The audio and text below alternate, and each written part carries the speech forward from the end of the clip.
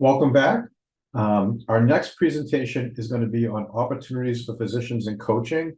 And from my experience, this has been one of the most popular fields for physicians looking to transition to get into. I think maybe because it's what doctors thought maybe medicine would be like until they get into the modern world of medicine. And we're very, very pleased to have back for us Dr. Stephanie Brown. Dr. Brown is not just a life coach, but a dynamic keynote speaker and facilitator, consistently inspiring and empowering her audience. She is recognized as a top 1% life coach by Yahoo Finance, and she brings a wealth of experience to her speaking engagements. Dr. Brown has facilitated group coaching sessions for various audiences and conducted training workshops on conflict resolution and boundaries during the World Bank's Wellness Week. Dr. Brown extends her impact through exclusive workshops and retreats. These include her most recent endeavors, such as Illuminate You, Re-Envision, Refresh Retreat, and Realign Retreat. Each of these events reflects her commitment to guiding individuals through the process of challenging beliefs for positive change, fostering personal and professional transformation. Dr. Brown is a family physician who earned her BS at Duke, go Blue Devils, and her MD at Howard, and I believe she's a Sikh alumna. So a big warm welcome to Dr. Stephanie Brown. Thank you, Dr. Brown. Thank you, Jim, for that warm welcome. And hello. I am so excited to be here talking about one of my favorite topics, and that is opportunities and coaching. Coaching has so many opportunities, and hopefully by the end of this time together, you may see an opportunity for coaching for yourself. So as Jim mentioned, I am a Sikh alumna. And I remember sitting exactly where you're sitting right now. Well, maybe not exactly because you're probably sitting at home, but I was sitting at a seat in a huge conference room in Chicago. And that decision to attend the Sikh conference was one that completely changed and transformed my life. Because today I get to coach high-profile professionals like physicians, attorneys, and executives whose humanity often gets overlooked because their performance is powerful. And before I came to the Sikh conference, I remember being exhausted, not just mentally and emotionally, but also physically, because I wasn't taking great care of myself amidst my busy practice. So I had some extra pounds that I was carrying through the airport. And remember being a little bit short of breath going through the airport, having just left my busy primary care practice where I saw, 30, 40 some patients, where I was interrupted multiple times with abnormal blood pressure readings and abnormal EKGs, where I was inundated with an in basket of messages and requests and the lovely opioid refill requests that were always 2 days early before the medication was actually due to be refilled. And I remember thinking, if I could just get this in basket to zero, if I could just be done, then I would feel better. And invariably, the holy grail of zero in basket messages was never met, or at least was never met for more than a few minutes. So it was with that level of overwhelm and exhaustion that I found myself sitting in the seat where you are today. And what I would like to have you ask yourself is, how will you commit to centering your humanity? Through this transition process and in your new era of non-clinical life, how will you commit to centering your humanity? So as Jim mentioned, I've been a life coach for over 8 years now. I'm also a family physician and have done multiple things. So as I talk to you about the opportunities in coaching, what I found is sometimes it's easier to show you than it is to tell you. So I put together a little video of what some of those coaching opportunities have looked like for me in my coaching career. And so I just wanted to share that video with you.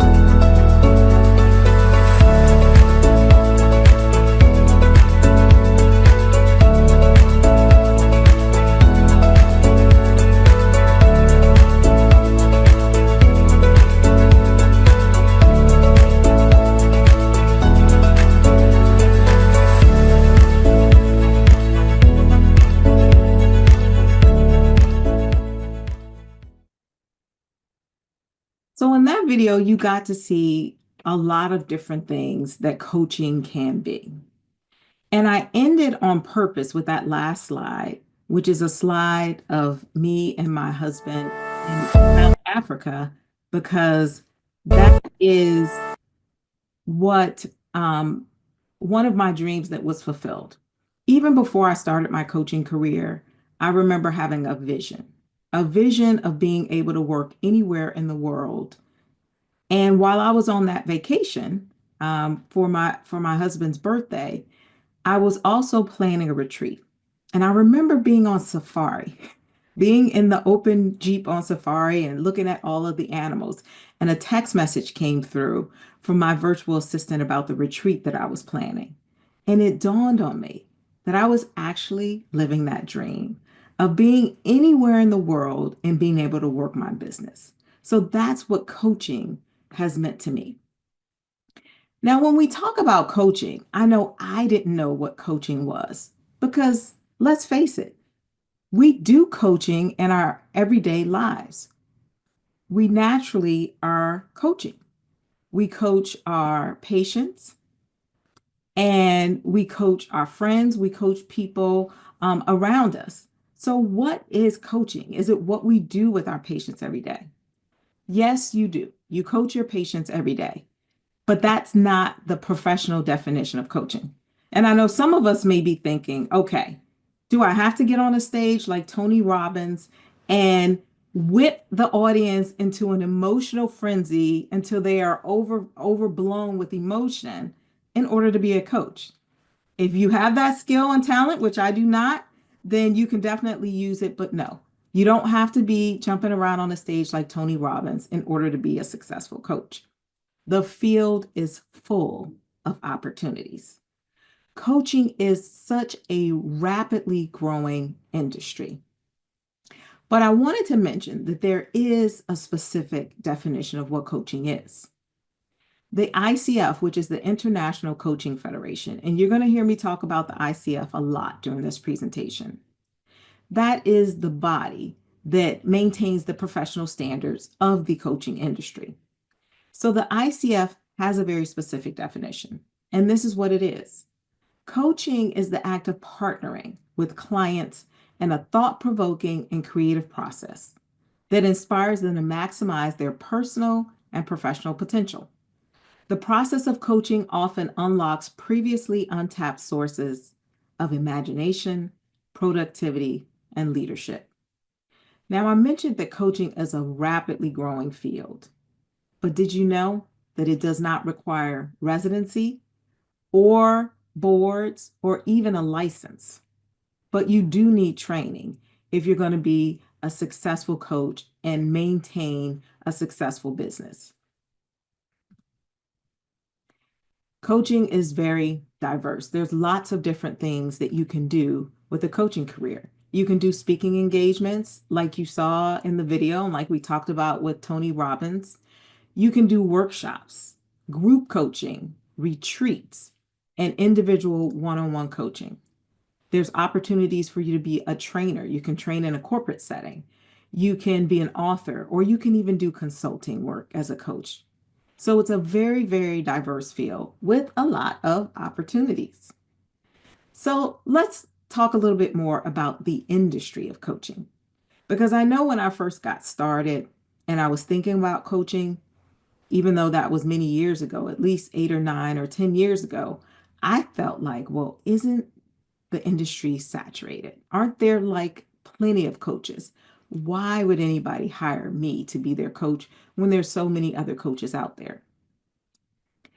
But the coaching industry is a rapidly growing field, and you would be surprised. It is booming.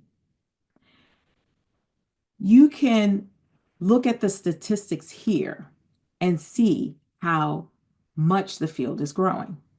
Revenue from coaching in 2019 was 2.84 billion US dollars, which represented a 20% increase over the 2015 estimate. But don't stop there. The global coaching industry has grown 62% since 2019, generating $4.5 billion in revenue. So the answer is the industry is still booming and there is room for you if you're interested in this industry. There are about 57,000 credentialed coaches in 170 countries as of February 2023. If you look at certified coaches worldwide, there's been a 54% increase since 2019.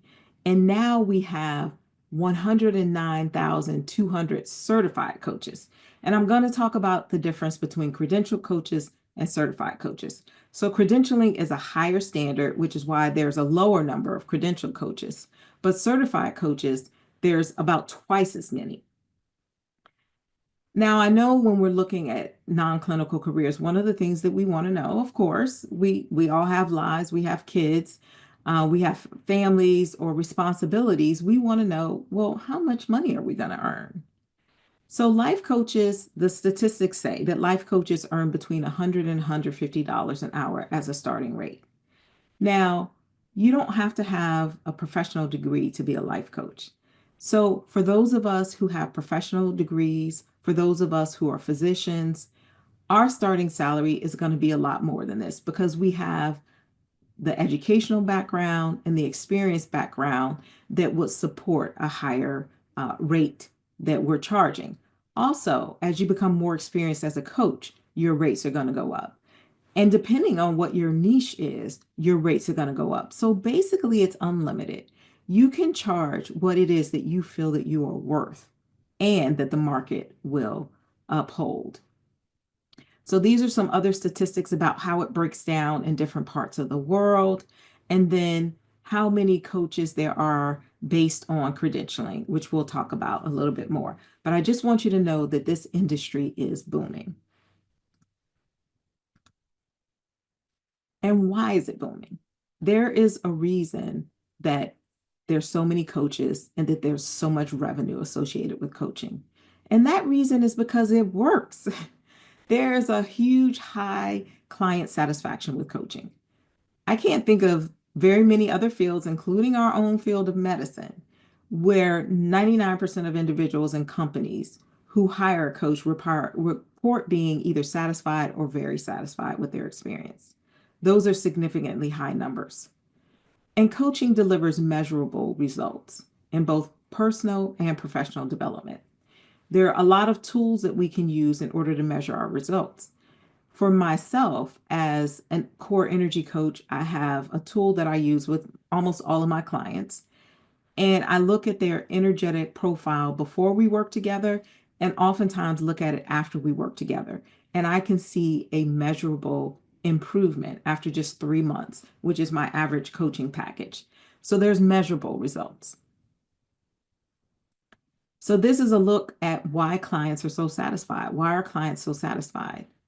The main area that clients are satisfied with working with a coach is in self-esteem and self-confidence. I do a lot of coaching, executive coaching for managers, for executives, for other people. And one of the main requests that I get is for self-confidence and self-esteem. If you think about it, if you're trying to climb the corporate ladder, if you're trying to become an entrepreneur, if you're trying to do anything that you've never done before, your self-confidence and self-esteem is one of the main things that is either going to help you achieve that goal or block you from achieving that goal. So that makes a whole lot of sense. And then relationships. We all are in relationships, whether that be with people in our family, our partners, our children, or our coworkers. If you think about it, relationships at work can be a large part of satisfier or a dissatisfier. So relationships is the second most impactful thing that we coach around. And then communication skills. Many of us were not given a communications class in college unless we were communication majors. And some of us don't come from families that are great communicators. But as we go through life, we realize how important it is to be able to communicate effectively. And you can see some of the other areas that are very high client satisfiers when it comes to hiring a coach. So, being a coach, what is it like to be a coach? What does it even mean to be a coach? I know I did not know the answer to this question when I first started. But there's different types of coaches. When I'm giving statistics and when I'm talking about opportunities, in general, I'm talking about a life coach. You can think of a life coach as being like your general practitioner. Life coaches work with their clients around personal development as well as professional development, and they can work in a lot of different areas. But there are other types of coaches. You can be specifically a personal development coach. You don't do any of the professional stuff, but you work mainly around personal development. I talked about doing some executive coaching. An executive coach specifically works with executives. So you work with people in corporate America, C-suite executives, other people who consider themselves to be executives. And you usually do a lot of work in that realm of executive functioning and the things that they do as executives.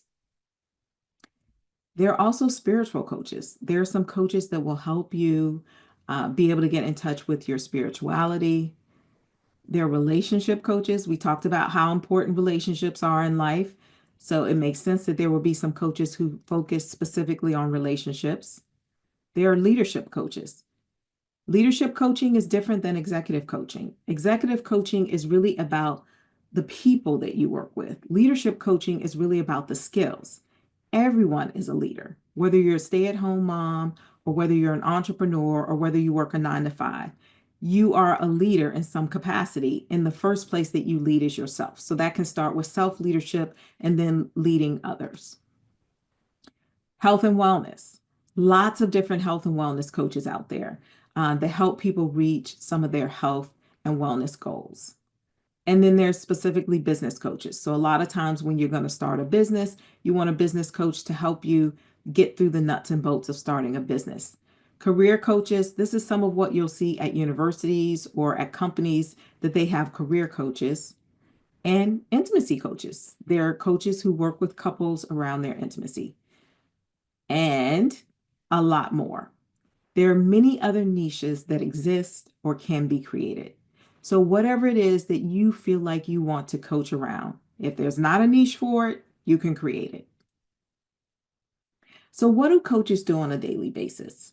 You saw a little bit of what I do on a daily basis through the video, but there are a lot of different things that coaches do on a daily basis. Most successful coaches that I know and most successful entrepreneurs that I know start their day with a daily morning routine.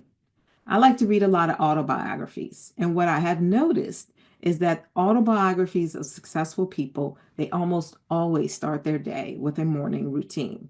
So whatever that is for you, that could be meditation, it could be journaling, it could be prayer, but setting the intentions in the morning for how you want your day to go. Continuous learning. Not very different from a career in medicine. You have to continually be learning because there's always something new to learn. One of my mentors said that you can only coach another individual as far as you have developed yourself. So if you're not continuing your own personal growth and your own professional growth, you will stall your own career. So I attend workshops, I read books, I connect with other coaches to refine my skills constantly.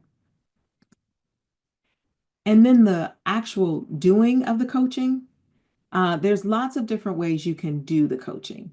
One of the most common ways you can do that is with one-on-one. So you can coach a client one-on-one. That can either be in person, via Zoom, or over the phone. So the beautiful thing about that is that you can work from anywhere in the world with virtual options. You can also coach in groups. You help your clients set goals and you create an action plan to help them achieve the goals that you've set. I've created a system called the refresh system, where I look at the goal as the destination. I look at the strategies as the multiple routes that you can take to get to that destination. And then I look at the tactics as the turn by turn for which you're going to execute that route or that strategy. And I help walk my clients through their goals, their strategies, and their tactics. Self-care. Now, unlike our current career, self-care is a very important part that you get to build into your day. Because if you think about it, as a coach, you are pouring a lot into your clients, into your work. And so you have to make sure that you're filling your cup.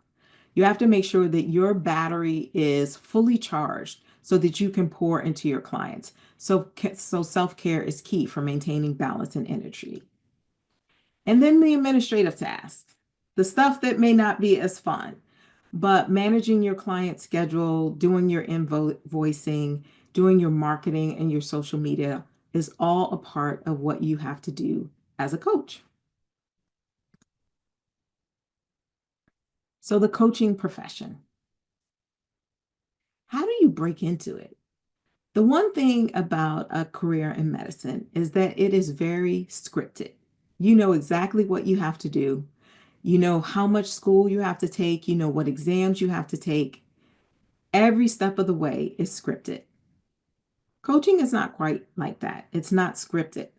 But there are some things that I can share with you about breaking into coaching.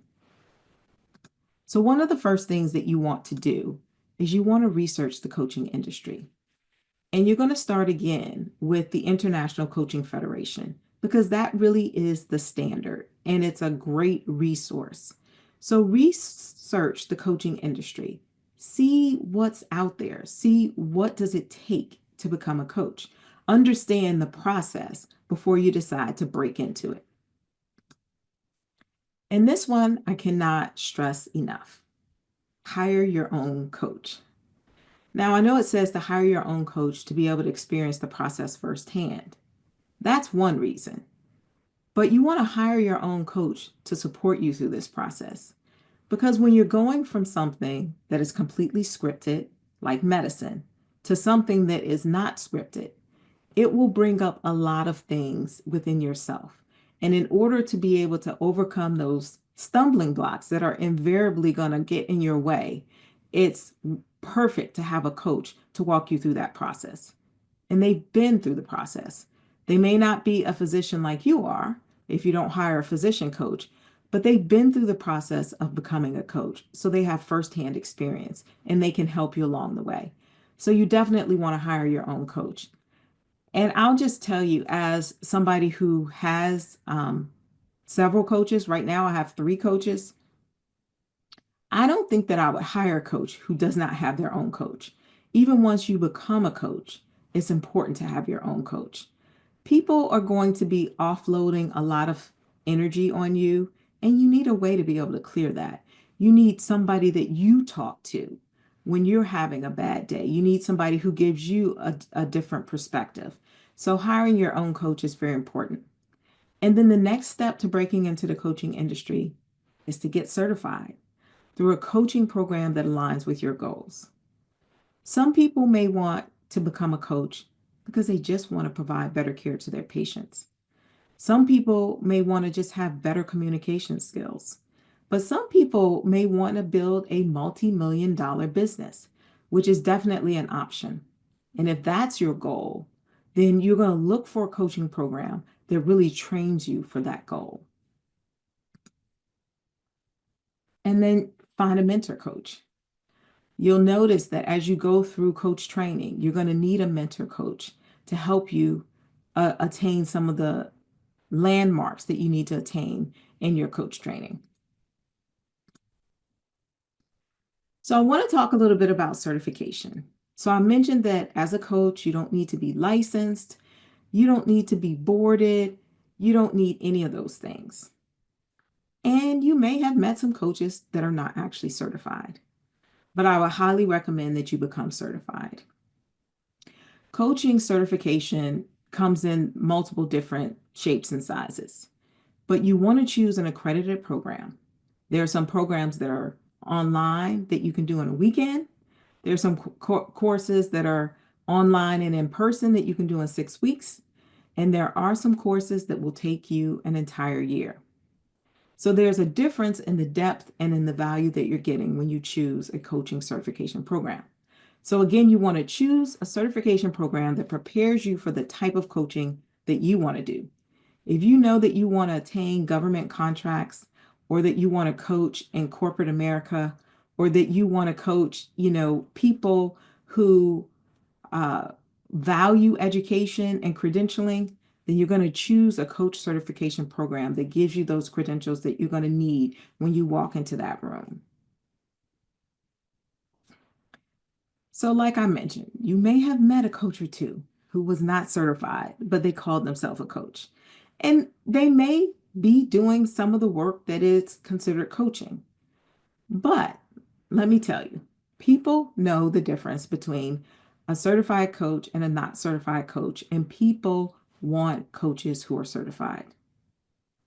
So when you ask people, 34% of people strongly agree that they want or expect their coaches to be certified and or credentialed, and 41% agree. So there's only a very small percent of people who want a coach who's not certified or who's not credentialed.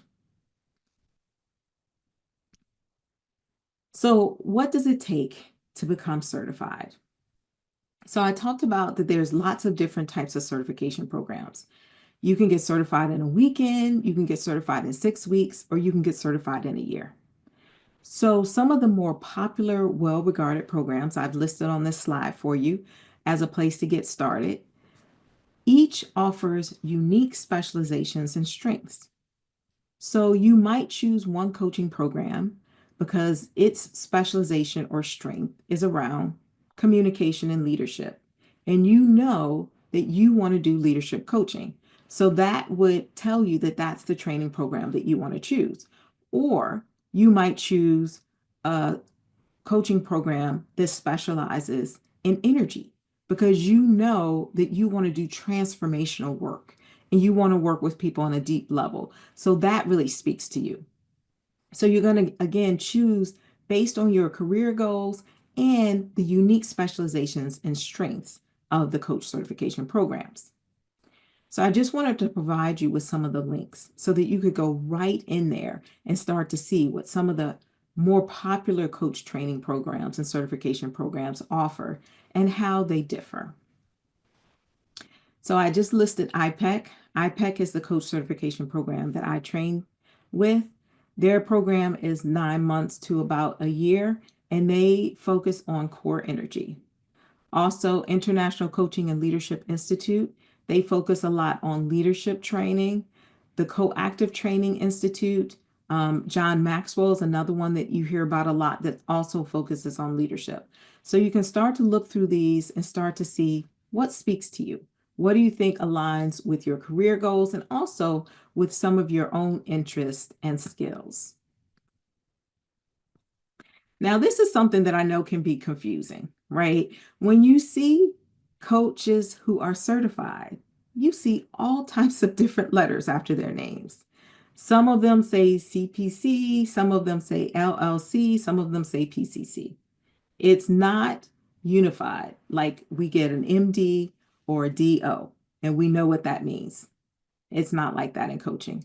All of these letters mean the exact same thing, that you are a certified coach. It just specifies which program you got your certification from. So each program gives different letters that says that you're certified in their specific methodology of coaching, but it means the same thing. It means that you are certified, which is the important thing.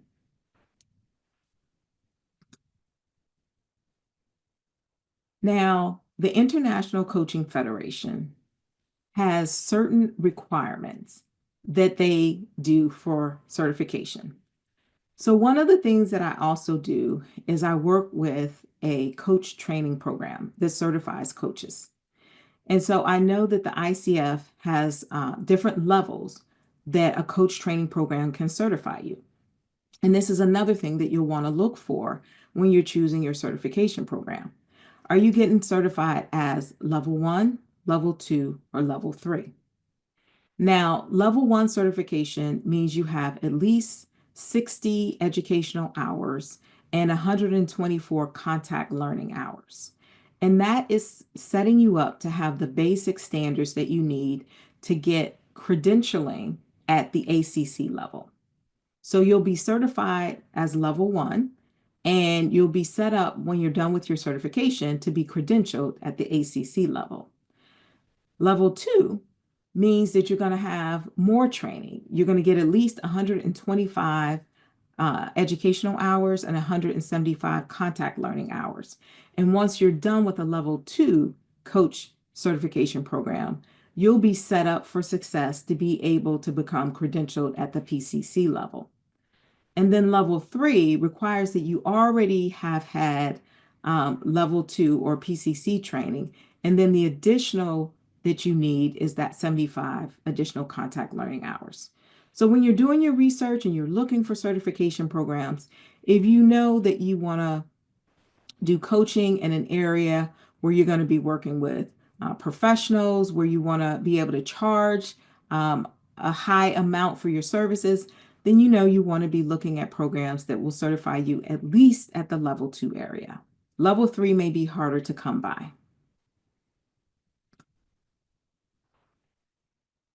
So now we're going to talk about the difference between accreditation or credentialing and certification. So once you finish your coach certification program, whether that's a weekend program, a 6-week program, a 1-year program, you are certified. Yay, congratulations. You can start coaching if you haven't already started while you were in your certification program. But if you want to reach the next level of professional accomplishment, then you can go the next step and become credentialed. So credentialing means that you've got that level 1 certification, plus you've done 100 hours of coaching, and some of that has to be paid, some of it can be volunteer. And then you can go and get your ACC credential. What it takes to do that is you have to take a test, you have to show that you've done these coaching hours, and you have to show your certification from your coach training program. If you've gotten that level 2 training, or you've gotten the level 1 training, but you have more coaching hours, then you can apply to be credentialed at the PCC level, the Professional Certified Coach. This is the level at which I'm credentialed. And at this level, it starts to open up additional opportunities. So one of the things that I get to do, in addition to having my own one-on-one clients, my own group coaching clients, is I work for some organizations that hire me to coach their clients. So they get their clients through companies who send their employees, or they get their clients because they're like an insurance company and people's employees sign up for insurance that offers coaching, and they send those clients to me.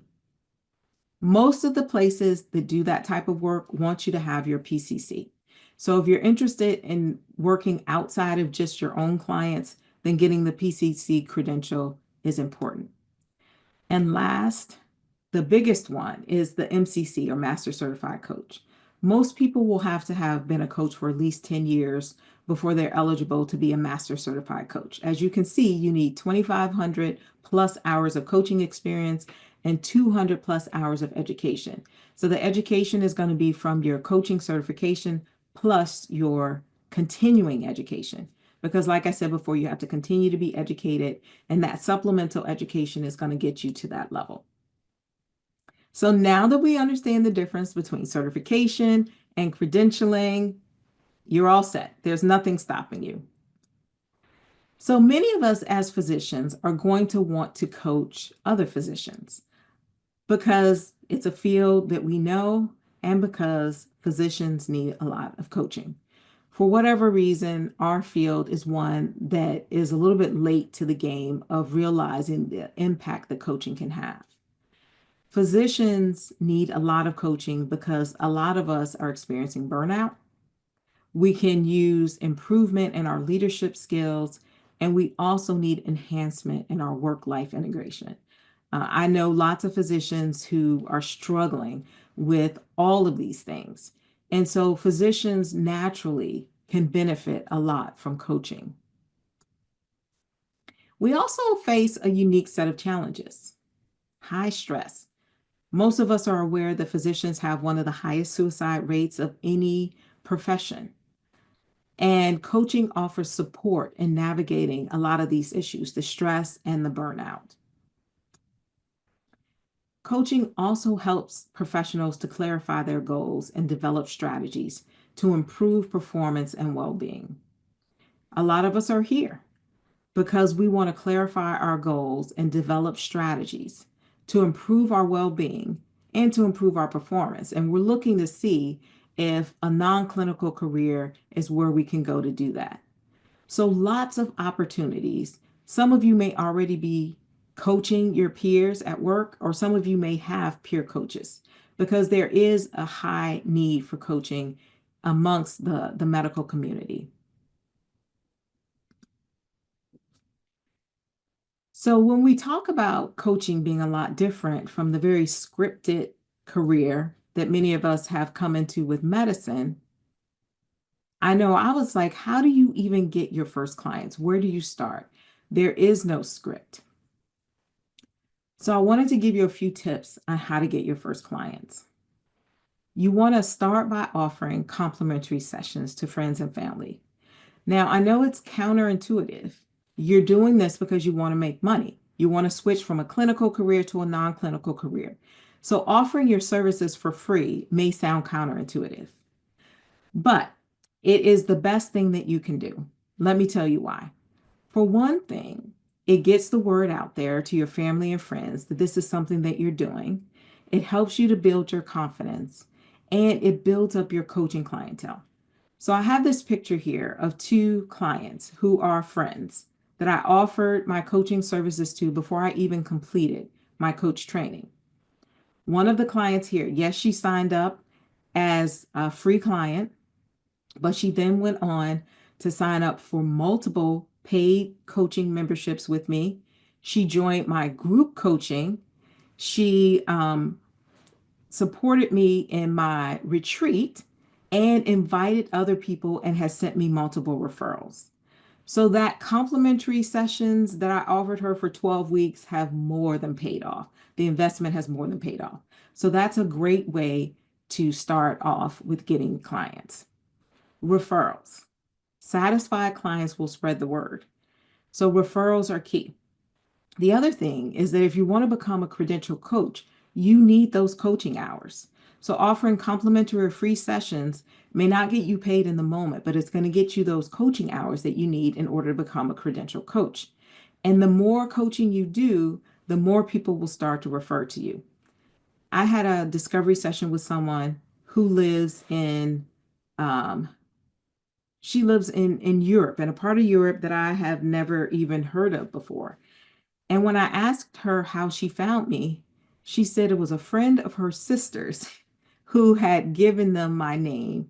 And I don't even remember who this person is, not even the person who referred me.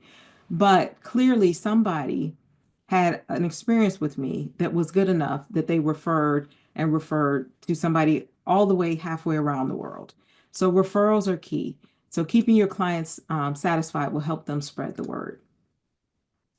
So now that we've gotten our first clients, we've done our complimentary sessions, we've contacted our friends and family and started coaching them. We started getting referrals. Now we're cooking with grease. How do we build that coaching practice? Be realistic. Growth is going to take time. So coaching is probably not one of those things where you're going to quit your day job right away. You're probably going to build your coaching practice right alongside your medical practice. That's what I did. I told you that coming to the SEEK conference was one of the most transformative decisions that I made. The other transformative decision that I made was hiring my own coach. Those two decisions I know changed the trajectory of my life and allowed me to be where I am today. But it took time. I worked out a plan with my coach of how I was going to build my coaching practice over a period of years and then quit full-time practice as a physician. And my goal was to do it in 3 years. And July 2020 was the date that I was going to quit my medical practice and be a full-time entrepreneur. Well, I don't know if you remember July 2020, but that was COVID. So that date didn't happen. But January 2022 did happen. And in January 2022, I did quit my full-time medical job to become a full-time entrepreneur. So be realistic. Growth takes time. And that was several years after I made the decision to be here at the Seek conference and to hire my first life coach. Join coaching directories or similar platforms to get visibility. Attend networking events and actively engage both online and in person to grow your practice. I'll tell you a little bit of a story about joining a coaching directory, and I'll just give you a list. These are some coaching directories that you can look out for. And the cost can range from $15 a month to be a part of one of these directories to the updated cost after this slide was created is about $600 a year to be a part of this directory. So one of the directories I've been a part of is Numi. And I got a few clients from being a part of Numi, but not that many. So I decided that, I wasn't going to invest anymore into being a part of their coaching directory.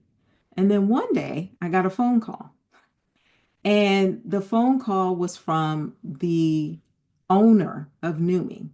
And they said that they had this client. And the client was, they owned several hospitals across the country, and they were managing medical directors. And so the client needed a coach for one of their medical directors that was put on an improvement plan and was going to be fired if they didn't improve in the areas that they needed her to improve in. And they found me on the Numi directory, or they reached out to the director of Numi and said, "Do you have any coaches that might fit this criteria?" And because I was listed in that directory, I interviewed and I got that job, and I ended up coaching that doctor. And the wonderful thing is that she was not fired. She kept her job as the medical director, and she had wonderful insights through working with me as a coach. But they would have never found me if I hadn't been on that coaching directory. So sometimes it takes a while of being in the directories before your big break comes. So I talked about how diverse coaching is, right? You can do one-on-one coaching, you can do group coaching, you can do retreats, you can do events. You can be an entrepreneur and have private practice. You can have entrepreneur private practice and work for coaching companies. You can do corporate trainings and workshops. And you can also work for a company as an in-house coach. I've met coaches who actually have been hired to be a coach for a company. So there's so many opportunities that you can experience through coaching. You can do consulting work. People will hire you to be a consultant. And you can teach and mentor for a coach training school, which is one of the things that I get to do as well. And then government contracts. When you set your business up as a coach, you can become a subcontractor. So there's these big contracts that people go out for, and sometimes they need somebody to do their trainings or to do their workshops or to coach as part of that contract. And you can put out bids to be a part of the subcontractors of the large contractor. So lots and lots of opportunities. So you get to choose what you want to do. You get to choose what your day looks like. And you get to put that in alignment with who you are. Are you an extrovert? You constantly want to be out there talking? Or are you an introvert and you want to build your day and build your practice in such a way that you're constantly feeding yourself? I happen to be an introvert, and I know that I cannot do more than 5 one-on-one coaching sessions in a day. So the way I have built my coaching practice is that I don't have too many individual coaching assignments in a day. So I may do a few one-on-ones. Then I also have an active group coaching that I do. And then I also do some other work so that I don't have to constantly be talking to people all day. I did that in my medical career, and I'm not trying to do that in my coaching career. So the beautiful thing about it is that you get to choose and you get to create the life that you want for yourself. One of the other doctors that I met, who's another life coach, has built a wonderful career for herself around being a resilience coach for physicians. Does anybody know physicians who might need some help with resilience? I know loads of them, and I'm sure you do too. So that is what her practice is around. She works for a hospital practice that hires her to be a resiliency coach for the doctors within that hospital system. Now, she does a few other things, but that is exactly how she's created the life that she wants for herself. So the opportunities are boundless. And just being in spaces. Sometimes the opportunities are, they will come because of who you are. You may be somebody who has certain connections or certain experiences or certain skills that lead to your next job opportunity. So, like Dr. Janet, that I mentioned, who's the resilience coach, she worked for that company. And then when she became a life coach, they hired her back to be a resilience coach because that's something that she did. So that opportunity came from the spaces that she's in. I've had many opportunities come from the spaces that I'm in, and you will have the same thing. So here's an example. If you want to find a job hiring example, here's an example of a job that I found on LinkedIn that you might see as a coach that you could apply for. This one is for an associate director of leadership development and leadership effectiveness, and they're looking for a coach. So if you want to work for somebody else as a life coach, there are opportunities to do that.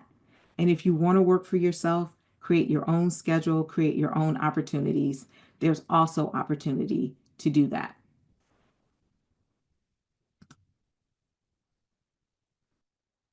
Now, I mentioned that once you get credentialed, especially at the PCC level and above, there are companies out there who are looking to contract you. You're not their employee. You contract yourself to work with them. So you get to choose when you work for them, how many hours you give them. And these are some of those companies. I work with Spring Health and Better Up, but these are some of those companies. And basically, I go into a portal, I let them know my availability, I create a profile. The clients that come from the companies that use the service will look at your profile, choose you as a coach, and they sign up on your schedule. So you don't have to go out and find clients. But be warned, these companies pay you far less than what you will get from your one-on-one clients, at least a third less than what you will get from your one-on-one clients. Some of them pay maybe $75 an hour, and a lot of them have their sessions set up where you're coaching for a half an hour or 45 minutes. So it's a nice way to maybe fill in the gaps in your schedule between one-on-one clients, but it's probably not the way you're going to spend most of your time.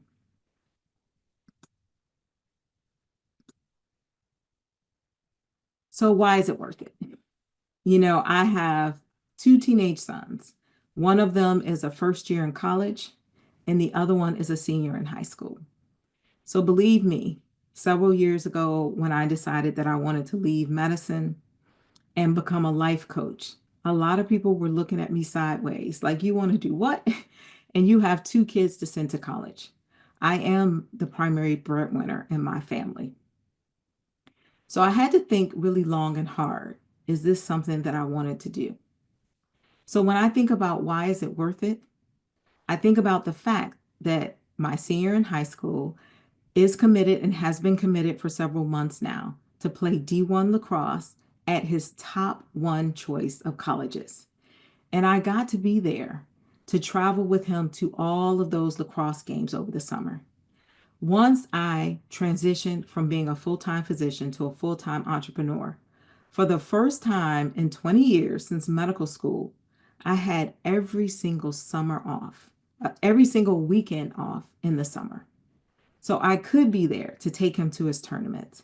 I could be there to travel with him all over the country looking for the perfect school and the perfect lacrosse program. That flexibility, that ability to work from home, that ability to be present for my family was well worth taking the risk on me, right? It was a risk, but if I'm going to take a risk, why not take a risk on me? And I knew that I could build a profitable business for myself and still be able to provide for my family because I am the primary breadwinner. So the flexible hours, those weekends off, to be able to watch my child grow and develop in his chosen sport was well worth it.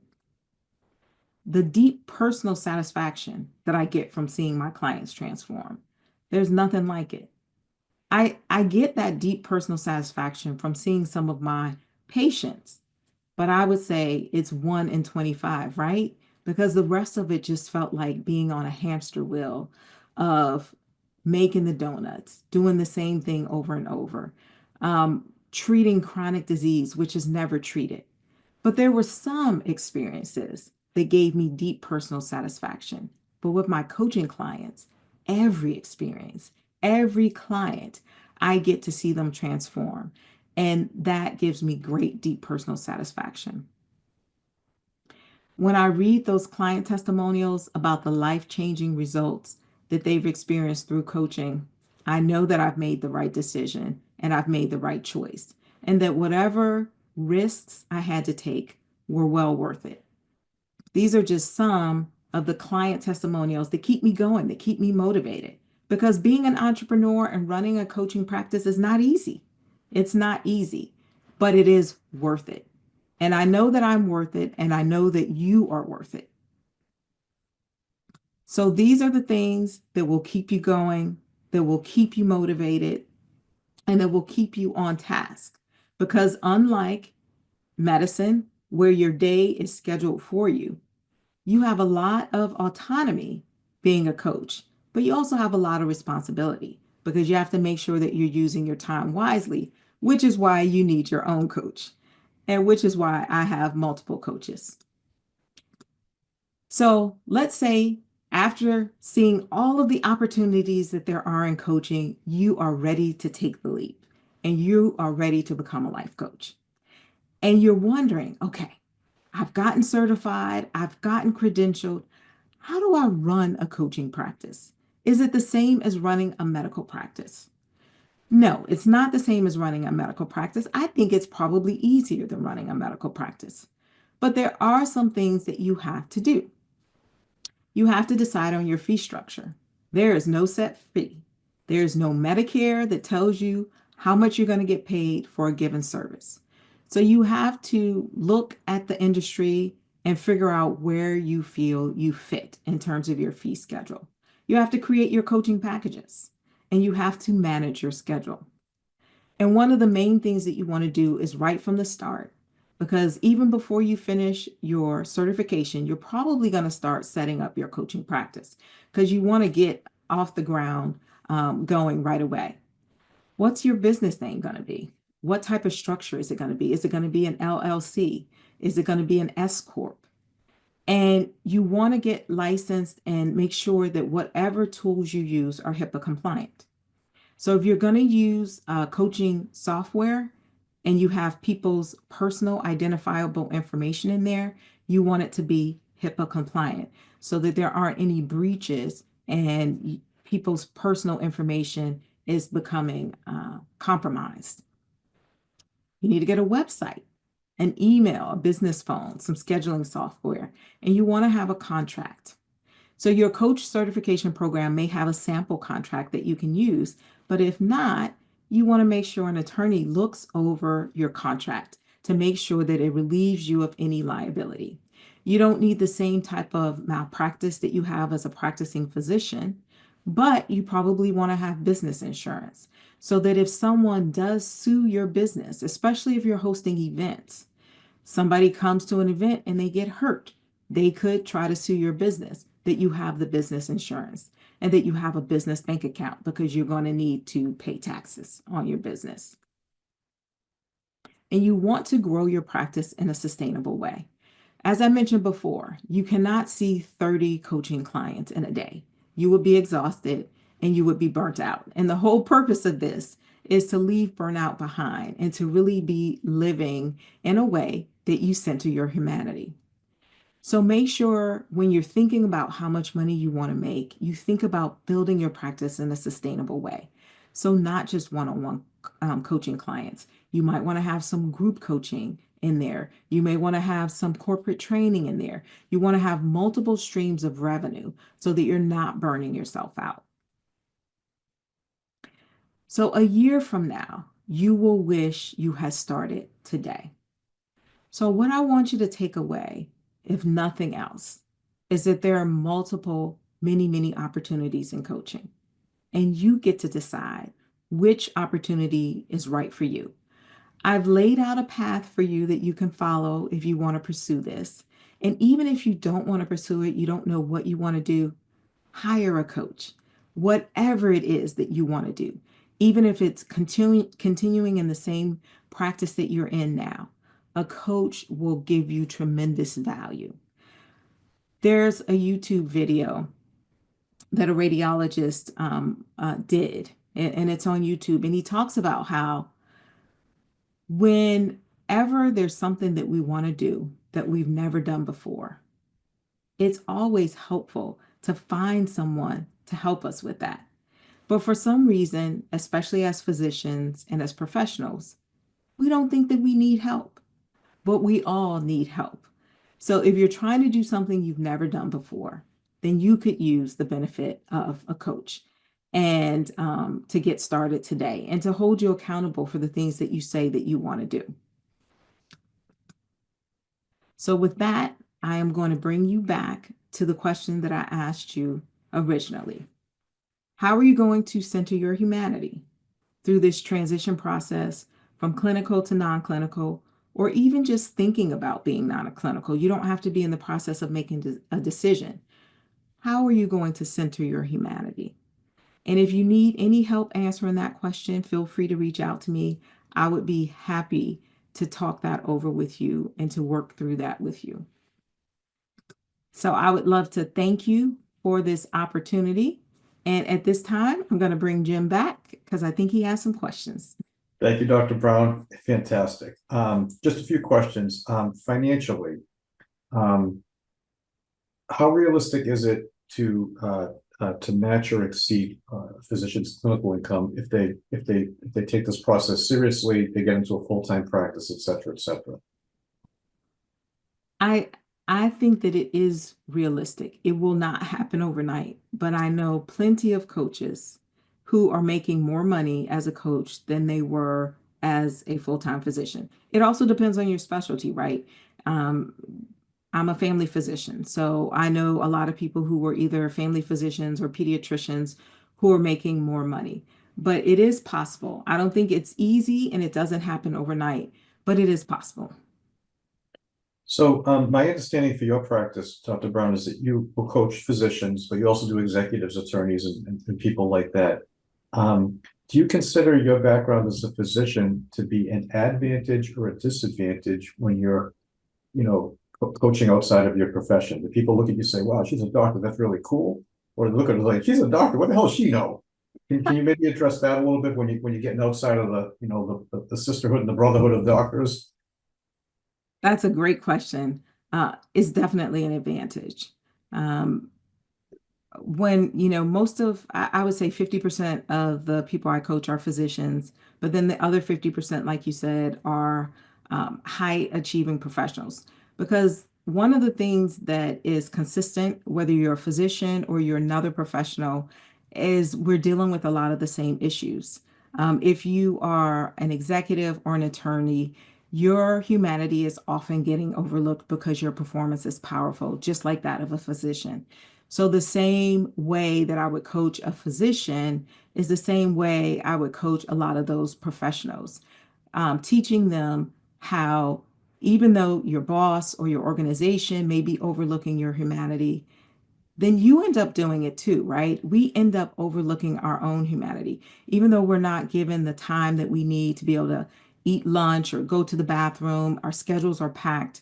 But then we also don't give ourselves the things that we need, the breaks that we need. We don't take the vacations when we need to take the vacations. We don't say no when we need to say no.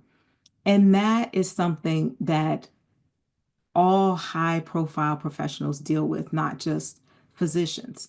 So learning how to not allow other people to do it, but also not to do it to ourselves is very important. And people respect physicians. Once you have that title, they know that you've been through um, a lot of professional training, you've got the credentials, and you probably have information that you can use to help them. So I definitely think it's a benefit. Um, liability insurance, errors and omissions insurance, do you maintain that and ballpark how much that costs relative to maybe malpractice insurance, if you have a sense? So it's a lot less than malpractice insurance. So I do maintain insurance for my coaching business, and I think it's like $750 a year.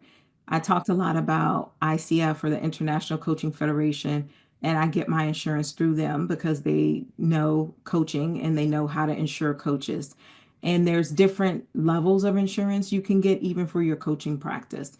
But so depending on the level will depend on the cost, but it's way less expensive than malpractice insurance.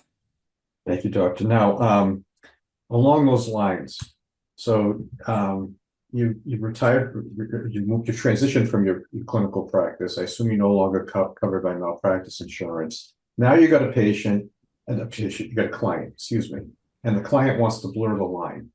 Oh, Steph, Doc, whatever. My chest hurts. What do you think? Right? How do you deal with that, especially when it's a non-physician that wants to start asking you medical advice and medical questions? How do you navigate that one, doctor? Mm, That's a great question. And actually, it's interesting. It doesn't happen as often as I thought it would happen. People, for one thing, your contract is very clear about what services that you are supplying. So that's why you want to have an attorney look over that contract, and it's going to tell them exactly what this relationship is. But when someone starts to blur the line, either trying to get medical advice, or you notice that they may need, that they're suicidal, or they're actively depressed, or using substance abuse, and that's not your area of coaching, the ethics that you learn from ICF make it very clear that you have to cut that off right away. You have to let them know that you're not acting in the capacity of a medical physician, and if you hear anything from them that causes you pause or causes you concern, that you need to refer them right away, whether that be to a suicide hotline or to a professional that can actually deal with whatever condition that they're bringing up. But you never act in a medical capacity when you're dealing with a coaching client. Now, there are some things that you know just because you are a physician that you can share. It's just like if a CEO of Google becomes a life coach, and there's some things that they know about business that they can share as a coach. Those things are fine, but you're not acting in the capacity of giving medical advice or dealing with a client that may need to see a psychiatrist or may need further help. You have to immediately refer them out. Thank you. And how best you talk about a lot of certifications and whatnot. How is it best to learn the business side of things? So you gave us a great overview of the business side of things, how to get clients and all this other stuff, and insurance and your overhead and your webpage and all this other stuff. And any advice, and maybe it was covered of the business side and how best to learn that besides the trial and error? That's another great question. So when I was talking about looking at your coaching certification program, there are some coaching certification programs that will teach you the business of it. So one of the reasons why I chose IPEC is that that's one of the things that they advertise, that they teach you some of the business of opening a coaching practice. In addition to that, that probably will not be enough. There are the Better Business Bureau within your community. There are also different training opportunities. I participated in a business training opportunity in my county for like 3 months, where I learned more about the business of being an entrepreneur, just being an entrepreneur in general. So one of the things about leaving medical practice and becoming a coach is that you have to realize you're not going to know everything, and there's a lot that you still have to learn. So there, you might want to hire a business coach that helps you to set up your business in a way that it's solid, or you may want to take a course like I did that was a, in-person course, or you may want to do an online course. But you're going to have to continually keep learning, and you may want to hire people as well. If you're not great with accounting, you probably want to hire an accountant. You probably want to have an attorney. who is responsible for some parts of things in your business. But this is not something that we were trained to be able to do, most of us as doctors. So you will need to ask for help and you will need to learn new things. This is a little bit of a side, but where in Africa was that beautiful picture by the waterfall taken? That was in Cape Town. We were in Cape. Well, no, that was actually Victoria Falls. Sorry.